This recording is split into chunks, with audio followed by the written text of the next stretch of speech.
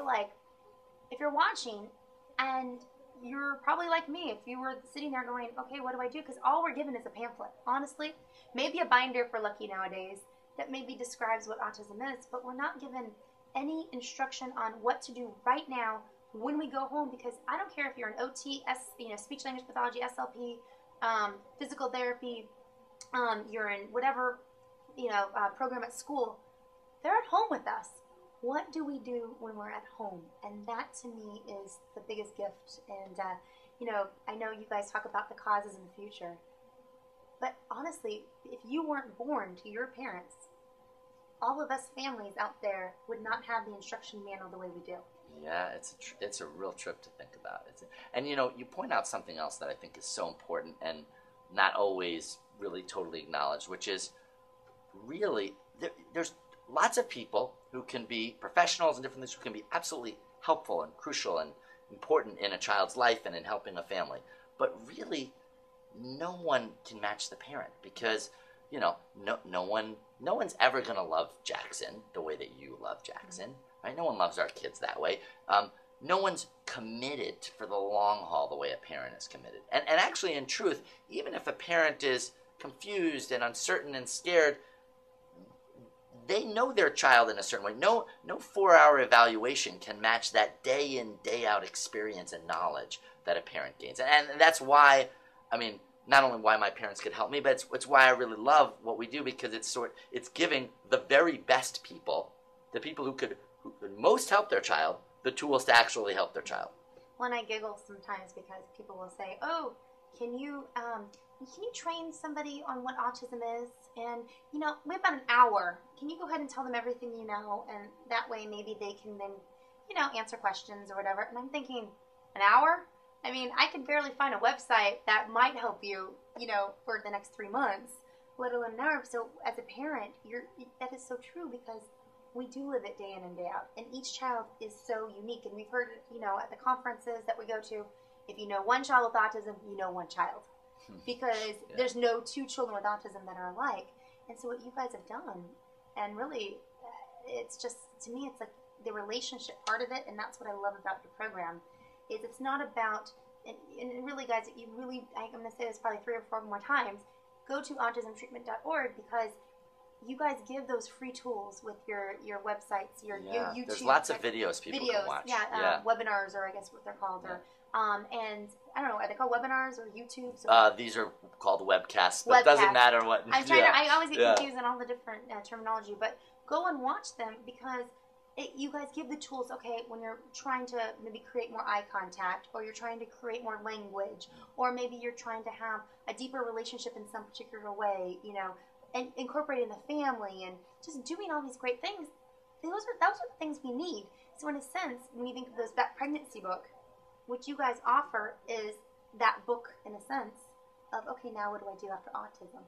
And that's huge. That's really, really huge. And Kristin, another thing you said that I think is just so salient to this issue is you're sort of addressing these 2 areas at once. So you're doing exactly what you said, where you're creating a relationship so that your whole home life with your child is different and you have a relationship with your child. But there's this other thing, which is, if autism, as we see that is really at core this social relational disorder, a challenge with our children kind of connecting with people and creating relationships with people, then in doing that and in helping child, you're then helping to create a child and help your child become a child who can relate to other people, make friends, relate to people outside the home, crack jokes and say I love you and really mean it and do all of that. So it sort of creates this amazing home environment, but then also kind of helps your child be almost more whole and more interactive and all the kinds of things that we kind of dream about for our child, versus my child learned X skill, he can now name his colors. You know what I mean? Naming his colors isn't going to change his life in any meaningful way. It's great to know your colors, but it doesn't change anything. But a child who enjoys people, a child who connects with people, that changes your child's life forever.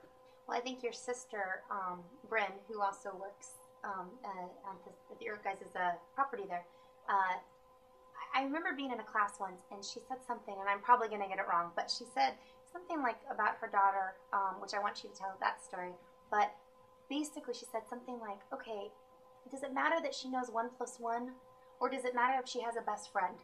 I could just go ahead and buy her a calculator. I remember her saying, like, Yes. it didn't, and I will never forget that, because I think I've used that in my lectures, you know, of, okay, this, you know, a teacher at the Sunrise program had said this, because it's so true. We are so focused on those IEP goals and checking off, you know, is there math skills, is there science skills, and yet the things, I'll be honest, the things I learned in high school, the things I learned in junior high, you know, the things I learned in school, a lot of it I really don't really quite use all that much. And I don't know how many times we do pull out our calculators, but yet the one thing that's the most important is, do I have a best friend? You know, do I have a relationship? Can I go into a store and start talking to somebody about their day? And that is absolutely more crucial to me than anything when it comes to, you know, does my child know about soil and how a plant is, you know, develops and with rain and sunshine? You know, it's like that. I mean, granted, I want him to know that, but do I teach him that first, or do I teach him to be my friend first? And so, and I love for you to tell Bryn's story, because I get chills hearing about it. And Sure.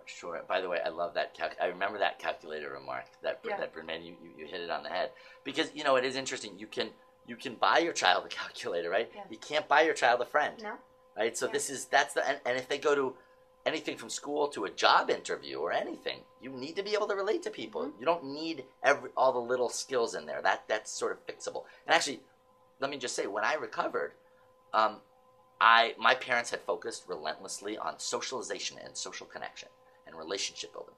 And so I was this super relatable, really social kid.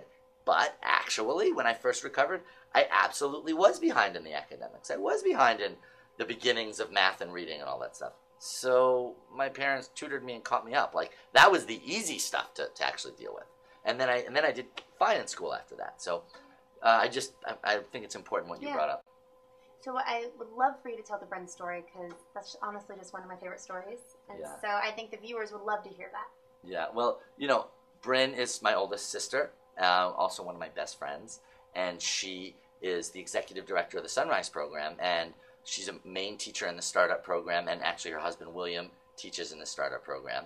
And interestingly enough, they met in the early days before either of them were teachers. Bryn was a child facilitator, William had just come as a volunteer, and they met at the Institute and fell in love. This is like 20 years ago. And they got married, and they've had a wonderful life together. But then they had this daughter Jade, who was a really cute, beautiful little girl, amazing.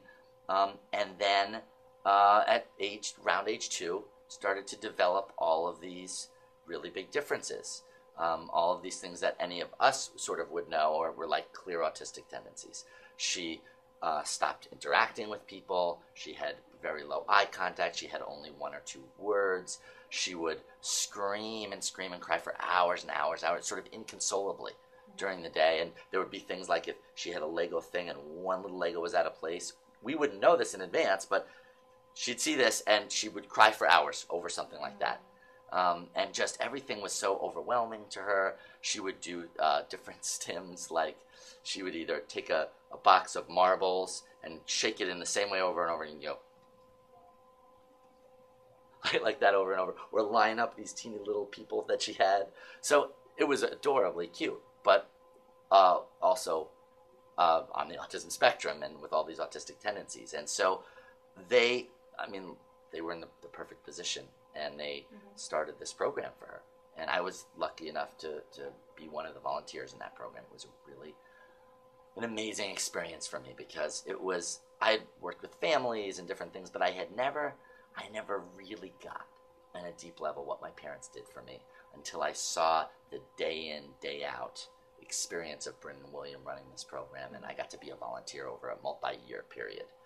So that was incredible. And ultimately, so they did this amazing program with her. We worked with her. She recovered. She's 15. She's super cool. She actually just got back from this trip to Los Angeles, where she went to a concert and she did the Hollywood Walk of Fame, and she went to Universal Studios and like all the stuff. And by the way, she flew there by herself and everything. By herself? Oh yeah, she flew there by herself. Who did she meet? She met a family friend there who she hung out with. Neat. Yeah, absolutely. Who actually used to work with us in the Sunrise program. Oh my goodness. Yeah. Who was part of Jade's original program. Oh my. How amazing is that? That is so great. Yes. Now, so, there's also something unique about Jade, though, in this story. There is. Now, one could be forgiven, if you're watching, for thinking, well, number one, okay, so maybe she had this increased likelihood to be autistic because she's related to me. And maybe even she had a more likelihood to recover because whatever helped me recover maybe helped her recover. Except for one thing. Jade was adopted. Yep, that's my favorite part of the whole story. Yeah, she was adopted. And she wasn't adopted as a little autistic girl. Mm-mm. She was adopted as a 3-week-old baby. You know, so they had no idea. She seemed perfectly fine. She seemed like a little baby. And she's a girl, and it's more you have more likelihood to have autism because we know it's 1 out of 50 boys. That's right. That's exactly. I don't even think it was in anyone's mind at that point until she became autistic. Like until that happened, there wasn't a thought about it. And I do think of that sometimes. It kind of blows my mind because it's like I can't explain it. It's a family said, it's like your family won the lottery twice, which is a little what it feels like. It feels like Jade almost picked her perfect parents, and so it's now a multi-generational thing just in our family. It's awesome. Yeah, it's so great, and I'm sure your connection with Jade is really strong because you were in her program and you were able to see it full circle. And... Absolutely, we have a really good connection. Actually, we really have a great time together. We're what we call. She calls me her movie buddy. So like whenever either one of us wants to see a new movie, we link up and go see whatever the new movie is. Yeah, it's super cool. Now, because I know you and I know your life, because you had said you have no more